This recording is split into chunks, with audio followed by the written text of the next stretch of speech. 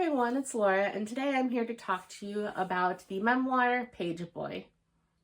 This is a memoir from Elliot Page, and I've seen him in Juno, the X-Men movies, Whip It, Inception, and then the Umbrella Academy. I believe that's it that I've seen him in, but I've had this book on my want to listen list for a while now, and Pride Month seemed like a good time to listen to it. I always want to expand my knowledge, especially for people that are not like me, with different culture, skin tones, sexuality, religion. I know that I'm probably blissfully ignorant in many ways on many topics, and I want to expand my knowledge so that I don't unintentionally do harm or say something incorrect to people. So I was really curious to learn about Elliot's journey, and especially since I've seen Elliot in quite a few things, I was curious to see what the book would be like. And I have mixed feelings about it. And I think part of my issue is that I don't know if I'm just too rigid in my thinking, because I've noticed that I have a lot of issues with the structure for some of the different memoirs and biographies that I've listened to over the past few months, because at least in my mind, it would make sense to either do it as kind of a timeline, so you see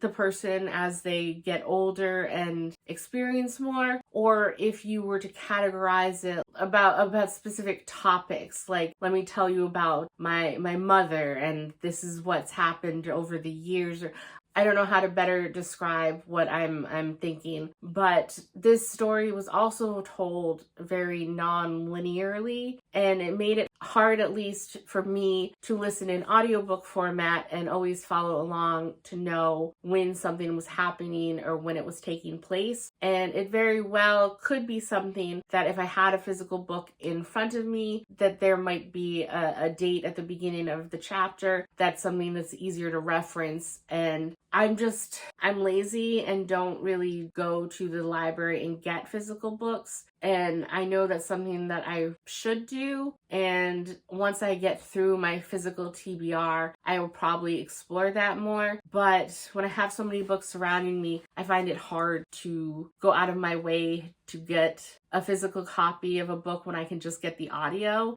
But in certain situations like this, it might be more worth it to get the physical on top of the audio just as that reference point. I'm not going to go out and actually buy memoirs, because most of them I'm happy that I read, but I can't ever really see myself rereading them. And with the limited shelf space I have, I don't foresee myself utilizing a lot of that space for memoirs. So I found it difficult, because you do learn more about Elliot as a child, and how even at, I think he said at the age of 4, he knew he wanted to be a boy. He was friends with boys as he got older. He was called a dyke very often. He was assumed to be a lesbian. He was bullied by some girls because he didn't have the right clothes and he didn't have the right look. He didn't act girly enough. And he even had some difficulty with his parents, because his parents divorced when he was very young, and he could tell that his mom was working hard to give him a good life, and that if he did more girly activities, that his mom was happy. So it's rough, but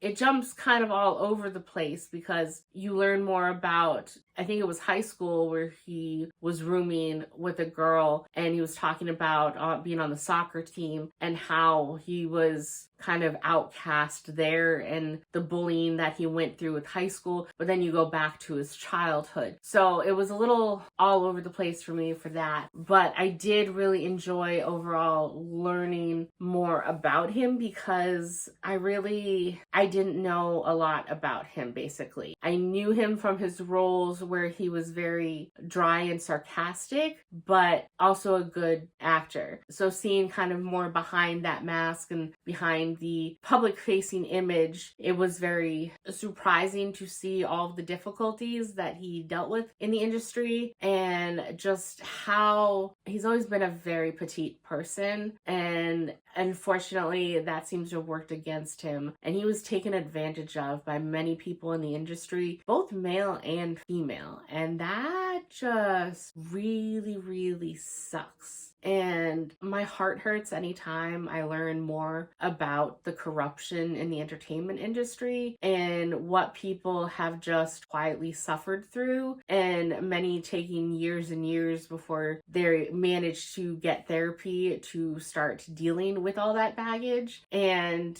Elliot is the same and just kind of bottled it up, because going back to his childhood with his divorced parents, his father was quick to move on and he remarried to Elliot's stepmother, who came with 2 children of her own, an older brother and an older sister. And Elliot, unfortunately, kind of was a punching bag for the family. He shared some good memories that he had with his brother, and like roughhousing and playing video games and stuff, but also that basically he got the clear message that his stepmother wished that they didn't have to put up with him, because he would spend, I believe it's the first half of the month with his mother and then the second half of the month with his father. And so she basically made it clear that she wished that Elliot didn't have to be there for that long and they didn't have room for him. And she would make snide comments to Elliot. And when his father wasn't around, the siblings would basically join in. And Elliot clearly wanted his father to do something, but when his father would hang out with him one-on-one, it was amazing. They had a beautiful time. Elliot felt loved. But when they went back into the environment with the rest of the family, Elliot felt like he lost his father, and his father just wanted to keep the peace and not really say anything or stick up for Elliot, and just kind of turned a blind eye to a lot of it. So Elliot learned from a very young age to just kind of shut up and like let things happen, and that turned out to be very bad when coming into the entertainment industry. And just the whole emotional journey of discovering who he was and coming out as trans, and until it got to the breaking point of, I really need to do this. Between one season and the next of the Umbrella Academy, he got surgery because he basically realized that he couldn't put up with another season without the surgery, and that he had just enough of a window, and he was fortunate enough to be able to get an appointment in time to have the surgery, have recovery before shooting the next season of the Umbrella Academy, because he basically said if he didn't do it, then he didn't know how much longer he would be with us. So I appreciate all of this knowledge and this insight into the struggles that Elliot had. But something that I've discovered in reading memoirs that makes me feel very uncomfortable is I didn't consider myself a prude in any way when it came to sexual content. I really don't mind if romance books are very spicy. I don't want to read erotica or just smut for smut's sake, but I don't flinch if it's not a fade to black scene or anything. But I felt uncomfortable in reading a lot of these memoirs when they bring up sex, because this is a real life person and it's not just a fictional character, and it makes me feel a little bizarre knowing the intimate details of a real person's sex life. And in certain movies and certain books, I get really weird secondhand embarrassment, and it's almost like that. And I know for people that are going on their own journeys that reading Elliot's book will probably be very helpful and normalize some of the thoughts that other people questioning might have, and it could be a very helpful experience. For me, though, having to know so much explicit detail about Elliot's sex life is a little bizarre. And it's just the same as when I learned about when Viola Davis lost her virginity, or Kelly Bishop. I don't want to know when the grandmother and Gilmore Girls lost her virginity. It makes me feel weird. And I know that's a me thing and not everyone necessarily feels that way. I don't know. It makes me feel weird. So when Elliot does go into certain graphic detail multiple times throughout the book, it does make me feel a little awkward. And like I said, I think maybe for future people that are questioning their identity and want to know if they have a similar journey or mindset as Elliot, I think it could be helpful. But since I'm a very boring cis-het white woman. It was a little uncomfortable for me, and that's just how I am. And I don't love learning about the sex lives of real life people or celebrities. So it's not going to stop me from listening to other memoirs or biographies, but it does make me thankful that looking back, there weren't anything about this with Robin Williams, because Lord knows if I had to listen to any of the graphic detail about Robin Williams having sex,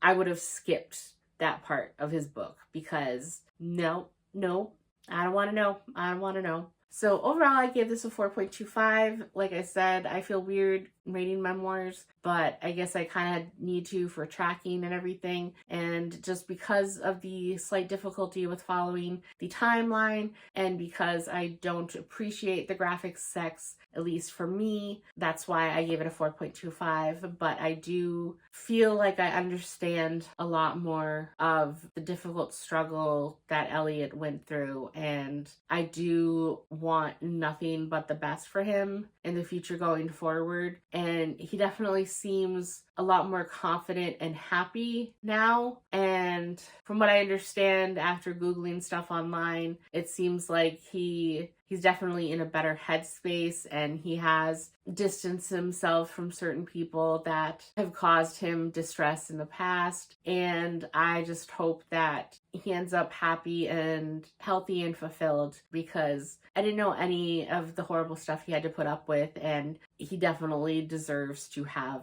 a happy, healthy life going forward, and I wish him nothing but the best. So I think that's all I really want to say about this book, and I will see you in the next one. Bye.